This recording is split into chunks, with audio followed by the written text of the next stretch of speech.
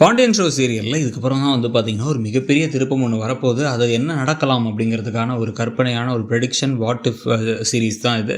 So எடுத்தோன்னே வந்து பார்த்திங்க அப்படின்னா வந்து இப்போ 10,00,000 பணத்தை பாண்டியனுக்கு கொடுத்ததை கொண்டு போய் எப்படியாச்சும் வந்து நம்ம இந்த வாரமே வந்து பேங்க்கில் போட்டு அந்த கடனை வந்து அடைச்சிடணுங்க அப்படின்னு வந்து இப்போ செந்தில் பேசிகிட்டு இருக்கும் பொழுது பண்ணிக்கலாம் வீக்கெண்ட் தானே பண்ணிக்கலாமா அப்படின்னு வந்து இவர் செந்தில் சொல்ல, ஸோ வீக்கெண்டில் இல்லைங்க அடுத்த வாரம் வார நாளில் தானே போகணும் அப்படின்னா போய்க்கலாம் அப்படின்னு வந்து இவரும் சொல்லி சமாளிச்சுக்கிட்டே இருக்கார். சமாளிச்சுட்டு இருக்கும் பொழுதே அடுத்த நாள் காலையில் இப்போ அடுத்த நாள் சாயங்காலம் ஆஃபீஸ்லேருந்து டயர்டாக வந்து இப்போ மீனா வந்த உடனே வந்து செந்தில் கூப்பிட்டு என்னாச்சு இவ்வளோ நேரம் ஆகிடுச்சு, நானும் உன்னை பிக் பண்ணுறதுக்கு வரலான்னு பார்த்தா நீ ஃபோனே எடுக்கல, அதுக்கப்புறம் இவ்வளோ நேரம் கழிச்சு வந்திருக்க அப்படின்னா நிறைய வேலைங்க, குவார்ட்டர்ஸ் தரேன்னு சொல்லி சொன்னாங்க. குவார்ட்டர்ஸுக்கே வந்து ஃபார்மாலிட்டி எக்கச்சக்கமாக இருக்குது அப்படின்னு சொல்லிட்டு அந்த ஃபார்மு இந்த ஃபார்ம்னு எல்லாத்தையும் ஃபில் பண்ண சொல்கிறாங்க. அதெல்லாம் வேறு ஃபில் பண்ணி முடிச்சுட்டு சரி ஓகே அப்படின்னு சொல்லிட்டு வீட்டுக்கு வரலான்னு பார்த்தா அந்த வேலையை பார்த்ததுனால என் சொந்த வேலையை பார்க்க முடியல. ஸோ ஆனால் அந்த வேலையும் பார்த்து முடிச்சு வரதுக்கு லேட் ஆகிடுச்சு. எல்லாம் அந்த குவார்ட்டர்ஸ்க்காக நீங்கள் சொன்னது தான், அது நமக்கு தேவையே இல்லைல்ல அப்படின்னு வந்து மீனா கேட்கும் பொழுது செந்தில் வந்து ஏன் தேவையில்லன்னு நினைக்கிறேன், பேசாமல் நான் ஒன்று சொல்கிறேன், நான் சொன்னது உனக்கு ஓகேவான்னு பாரு அப்படின்னா என்னது அப்படின்னா நம்ம ஏன் இங்கேருந்து கஷ்டப்படணும், நமக்கு ஏன் வந்து ஒரு வீட்டுக்குள்ளே உட்காந்துக்கிட்டு எல்லாரும் இருக்க இடத்துல இருந்து நமக்குன்னு ஒரு ப்ரைவசி இல்லாமல் இருக்கணும், நம்ம தனியாக ஒரு வீட்டுக்கு போயிடலாம், நம்ம அந்த குவார்ட்டர்ஸ்க்கே போயிட்டு அங்கே போய் இருந்துக்கிட்டா இப்படி அப்படின்னா அதெல்லாம் தேவையில்ல, குவார்ட்டர்ஸே வேணாம், அந்த குவார்ட்டர்ஸ் வேணான்னு திருப்பி கொடுத்துடலாம் அப்படிங்கும்போது அவசரப்படாத அப்படிங்கிற மாதிரி செந்தில் சொல்லிடுறார். ஆனால் செந்திலோட மனசுக்குள்ளார செந்தில் நிறைய கால்குலேஷன் பண்ணிக்கிட்டு இருக்கார். அடுத்த நாள் காலையில் தான் வந்து பார்த்திங்க அப்படின்னா வந்து இந்த விஷயத்தில் அவர் என்ன முடிவு எடுக்கிறார் அப்படின்னா லைட்டாக இந்த வீட்டை விட்டு நம்ம வந்து தனியாக போயிடலாம், அதுக்கு என்னென்ன பண்ணலாம் அப்படின்ட்டு வந்து ஆன்லைன்லலாம் தேடி பார்த்து அப்புறம் கடையிலலாம் போய் விசாரிச்சு சரவணனோட மரக்கடையில் வந்து வீட்டுக்கு தேவையான அந்த அலமாரி டேபிள் எல்லாம் எவ்வளோ ஆகும் கேட்க சரவணா உடனே வந்து நம்ம வீட்டுக்கு வாங்கி தர புரியாடா, போன சம்பளத்தை எல்லாத்துக்கும் செஞ்சுட்டேன்னு சொல்லி அப்பா திட்டிகிட்டு இருந்தாரு, இப்பயும் நீ அவசரப்பட்டு எல்லாத்துக்கும் எல்லாத்தையும் செய்யாத, நீ வந்து இந்த வர சம்பளத்தை அப்பாட்ட கொடுத்துரு, உனக்கு தேவை ஏதாச்சும் இருந்தால் தேவையை அப்பாட்ட வாங்கிக்கோ அப்படின்னா நான் ஒன்றை மாதிரிலாம் இருக்க மாட்டேன்னா, பாரு கதிர்லாம் கொடுக்குறானா அப்படின்னு வந்து கேட்க, கதிர் வீட்டு செலவுக்கு மட்டும் தானே கொடுக்குறான் அப்படின்னா சரி நீ வீட்டு செலவுக்கு மட்டும் கொடுத்துட்டு மிச்சத்தை உனக்கு வச்சுக்கோடா, அவ்வளோதான், நான் அப்பாட்ட கொடுக்கணும்னு நினச்சேன் கொடுத்தேன் அப்படின்னு சரவணன் சொல்லிட்டு இருக்கும் போதே சரிண்ணா அப்படின்னு மட்டும் கேட்டுக்கிறாரு. ஆனால் வந்து இவர் அந்த ஃபர்னிச்சர் வேலையெல்லாம் கேட்டது இவங்க வீட்டுக்காக, இவர் தனியாக ஒரு வீட்டுக்கு பிளான் பண்ணுறாரு அப்படிங்கிறது யாருக்கும் தெரிய வரல. ஆனால் யாரும் அந்த மாதிரி நினைக்கவும் இல்லை, இவர் இந்த மாதிரி பண்ணுவார் அப்படின்னு நினச்சி. இதுக்கு நடுவில் தான் வந்து பார்த்திங்க அப்படின்னா இப்போ பாண்டியன் என்ன பண்ணுறாருன்னா எல்லாரும் டைனிங் டேபிளில் உட்காந்துருக்கும் பொழுது இல்லை எனக்கு வந்து இப்போ ஒரு பண தேவை இருக்குது, மொத்தமாக இருந்த நிலத்தை விற்று வேறு காசை கொடுத்தோம், ரொட்டேஷனில் எல்லா காசும் இருக்குது, 1,00,000 ரூபா கொடுத்து ப்ராடக்ட்லாம் வாங்க வேண்டியது இருக்குது, அதான் வந்து அந்த டீலருக்கு கொடுக்கலான்னு பார்த்தோன்னா இப்போ 62,000 தான் கையில் இருக்குது அப்படிங்க. உடனே வந்து அது வரைக்கும் பேசாமல் இருந்த மீனா டக்குன்னு திரும்பி 38,000 என்கிட்ட இருக்குமாம்மா, நான் வேணால் அதை கொடுக்குறேன், நீங்கள் கொடுத்த 10 லட்சம் மொத்தமாக அப்படி தான் இருக்குன்னு என்ன பேங்க்கு கூட போய் கொடுக்கல, இந்த 38,000 நீங்கள் வச்சுக்கோங்க அப்படிங்கும் பொழுது அவர் ஷாக் ஆகிடுறார். உடனே பாண்டியன் நீ ஏன்ப்பா அதை பேங்க்கில் போய் இன்னும் போடலை, கடனுக்கு வட்டி வந்துகிட்டே தானே இருக்கும், சீக்கிரமாக அடைக்கணும்ல அப்படின்னா வந்து இல்லைம்மா 3 மாதம் கழித்து தான் வந்து அடைக்க முடியுமா, முதல் 3 மாதத்துக்கு 3 இஎம்ஐ கட்டினதுக்கப்புறம் தான் வந்து ப்ரீ க்ளோஷர் பண்ண முடியும்னு பேங்க்கில் சொல்லிட்டாங்க, அதனால தான் வச்சுருக்கோம் அப்படின்னா ஐயோ தேவையில்லாமல் அதுக்கு வட்டி வேற போகும், சரி விடுங்க 3 மாதத்துக்கு வரைக்கும் இந்த பணத்தை செலவழிக்காமல் பத்திரமா வச்சுட்டு மொத்தமாக கொண்டு போய் கொடுத்து கடன் அடைச்சிரு, நீங்கள் கடனோடு இருக்க வேணாம் அப்படிங்கிறதுக்காக தான் இந்த முக்கியமாக அந்த நிலத்தையே விற்றது அப்படின்னு இவங்க 2 பேரும் பேசிகிட்டு இருக்கும் பொழுதே பக்கத்தில் உட்காந்து அப்படியே கடுக்கடுன்னு முறைச்சிக்கிட்டு இருக்காரு செந்தில் முறைச்சிக்கிட்டே இருக்கும்பொழுது தான் வந்து பார்த்திங்க அப்படின்னா வந்து மீனா இதெல்லாம் ஒன்றும் புரியாமல் நேராக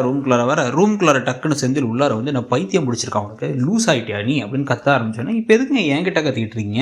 என்ன ஆச்சு அப்படின்னு வந்து கேட்டால் இல்லை அப்பாட்ட போய் பணத்தை எடுத்து கொடுக்குறாங்கிற, நமக்கு அந்த பணத்தில் 1000 தேவை இருக்குது அப்படின்னா என்னங்க தேவை இருக்குது, அவர் கடன் அடைக்கிறதுக்காக அவர் கொடுத்த காசு, கடன் அடைக்கிறதுக்கு இன்னும் 2 மாதம் டைம் இருக்குது, இப்போதைக்கு கொடுத்துட்டு நம்மள்ட்ட வர சம்பளம் இருக்குல்ல, உங்கள் சம்பளம் என் சம்பளத்தை வச்சு 38,000 வச்சு அடைச்சிக்கலாங்க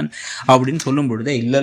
அதில் தான் ஃபர்னிச்சர் வாங்க வேண்டியது இருக்குது அப்படின்னு சொல்ல, கடன் அடைக்க கொடுத்த காசில் எந்த ஃபர்னிச்சருங்க வாங்க போகிறீங்க, வீட்டுக்கு ஏதாவது புது டேபிள் வாங்க போகிறீங்களா, எல்லாரும் தான் உட்காந்து சாப்பிட்றதுக்கு இப்போ டேபிள் இருக்குல்ல, இப்போ எதுக்கு புது டேபிள் அப்படின்னா இந்த வீட்டுக்கு யார் வாங்குறா, இந்த வீட்டுக்கு நான் எதுக்கு வாங்கணும், நம்ம வீட்டுக்கு வாங்குறோம் அப்படின்னா நம்ம வீடா, இதான நம்ம வீடு அப்படின்னா இல்லை நம்ம வீடு இது கிடையாது, அந்த குவார்ட்டர்ஸ்க்கே நம்ம போயிடலாம், அங்கே ஃபர்னிச்சர்லாம் வாங்கிட்டு அங்கே போய் நம்ம இருந்துக்கலாம், இங்கெல்லாம் இருந்து ஒன்றும் கஷ்டப்படணும்னு அவசியம் இல்லை, இங்கே இருந்துக்கிட்டு இவரோட சேர்ந்து கடுப்படிச்சுக்கிட்டு இவர் பேசுகிறது எனக்கு பிடிக்கல, இது இங்கெல்லாம் இருந்தாலும் எனக்கு ஒரு மாதிரி எரிச்சலாக இருக்குது, அப்பப்போ வந்து பார்த்துக்கலாம், ஒரே ஊரில் தானே குவார்ட்டர்ஸ் இருக்குது வந்து பார்த்துப்போம் அப்படின்னு சொல்லும் பொழுது அந்த மாதிரி எண்ணமே எனக்கு கிடையாதுங்க அப்படின்னு வந்து மீனா சொல்ல, உடனே அதெல்லாம் இல்லை நம்ம அங்கே போயிடலான்னு சொல்கிறேன், எனக்கு இங்கே இருக்கிறது பிடிக்கல போதும் அப்படின்னு நினைக்கிறேன் அப்படின்னா வந்து சும்மா கையில் காசை பார்த்த உடனே வந்து நான் கிளம்பி போயிடலான்னு நினைக்கிறதே வந்து ரொம்ப தப்புங்க, நீங்கள் இவ்வளோ மோசமாக மாறுவீங்கன்னு நினைக்கல, எனக்கு இங்கே சந்தோஷமாக இருக்குது,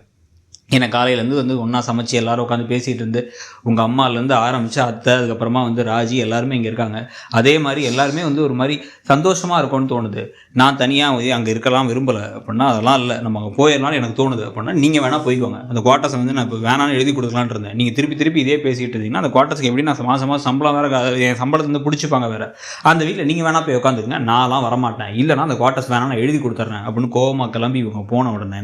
இவருக்கு மூளை லைட்டாக வந்து குறுக்கு புத்தியோட யோசிக்க ஆரம்பிக்குது செந்தில் உடனே எதையோ யோசிச்சுட்டு அப்படியே வேணும்னே வந்து என்ன பண்ணுறாரு அப்படின்னா வந்து அவங்க அப்பா கிட்ட இன்னும் கொஞ்சம் மதிக்காமல் நடக்கிற மாதிரி கால் மேலே கால் போட்டு உட்காந்துருக்கிற மாதிரி சிம்பிளான விஷயங்கள் ஆரம்பிச்சு அதுக்கப்புறம் வந்து இந்த வீட்டில் என்னம்மா சாப்பாடு, இந்த சாப்பாடே எனக்கு பிடிக்கல, இந்த சாப்பாடுலாம் இது செய்கிறீங்க, இது செய்யலையா அது செய்யலையா அப்படின்னு வந்து கோமதிட்ட கேட்க, என்னடா நேற்று இந்த மாதிரிலாம் சமைச்சா சாப்பிட்டு தானடா இருந்தேன் அப்படின்னா இப்போ எனக்கு பிடிக்கல,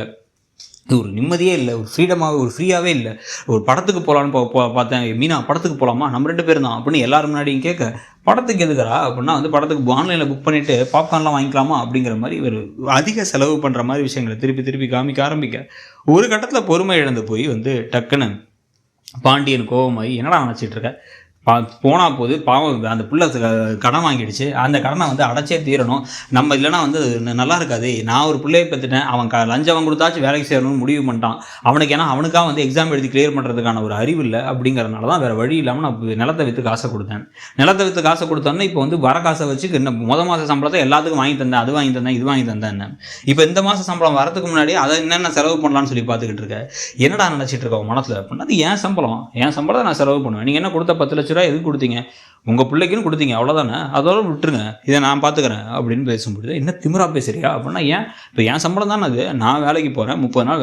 வேலைக்கு போய் சம்பாதிக்கிறேன், அது உங்களுக்கு வீட்டுக்கு வேணால் செலவுக்கு எவ்வளோ காசு ஆகுதுன்னு சொல்லுங்கள், எங்கள் 2 பேருக்கு சாப்பாடு போடுறதுக்கு எவ்வளோ ஆகுதுன்னு சொல்லுங்கள், தங்குறதுக்கு எவ்வளோன்னு சொல்லுங்கள், அதை வேணால் கொடுத்துட்றேன், மிச்ச காசை நான் என்ன வேணாலும் பண்ணுறேன், அதை நீங்கள் கேட்காதீங்க, இது என் வீடுறா, என் வீட்டில் இருந்தால் நான் சொல்கிறது தான் நீ கேட்கணும் அப்படின்னு சொன்னால், அப்போ நாங்கள் அந்த வீட்டிலே இல்லைன்னு வச்சுக்கோங்க, அந்த வீட்டை விட்டு போயிட்டே இருங்க அப்படின்னா, என்ன சும்மா பயம் காட்டிக்கிட்டு இருக்கியா, என்னடா பேசுகிற நீ அப்படின்னு இந்த பக்கம் வந்து டேய் இருக்கிற அப்பாவை எதிர்த்து பேசுகிறேன்னு இந்த பக்கம் சரவணன், தங்கமயில் எல்லாரும்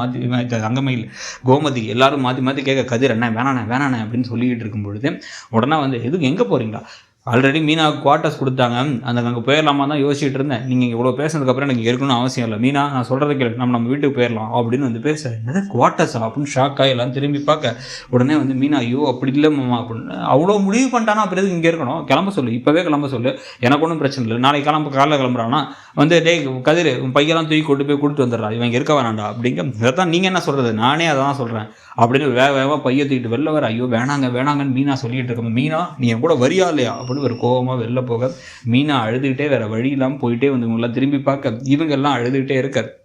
இப்போ என்ன பண்ணுறது ஏது பண்ணுறதுன்னு புரியாமல் கதிர் சரவணா எல்லோரும் இருக்க, செந்திலுடைய இவ்வளோ பெரிய மனமாற்றத்துக்கு பிறகு திருப்பி அவர் எப்படி இந்த வீட்டுக்கு வரப்போகிறாரு, தனி கொடுத்தனம் போனதை நினச்சி இந்த வீட்டுக்கு நடக்க போகிற ட்ராமா என்ன, யார் வருத்தப்பட போகிறாங்க, அரசி கொஞ்ச நாள் இந்த வீட்டில் இல்லாமல் இருந்தாங்க, முதல்ல கதிர் அந்த வீட்டோட துரத்தி விட்டாங்க, அந்த கல்யாணம் செந்தில் மீனா கல்யாணம் முடிஞ்சும் போது இப்போ என்ன நடக்க போகுது அப்படிங்கிற மாதிரி இந்த கதை போகும்னு தோணுது. அதை பற்றி உங்களுடைய கருத்து என்ன, நம்ம ப்ரெடிக்ஷனை பற்றி உங்களுடைய கருத்து என்னங்கிறதையும் சொல்லிவிட்டு மறக்காமல் இடம்பொருள் சேனலையும் சப்ஸ்கிரைப் பண்ணி இன்னொரு சேனலான இடம்பொருள் நவ்வையும் சப்ஸ்கிரைப் பண்ணிவிடுங்க. தேங்க்யூ.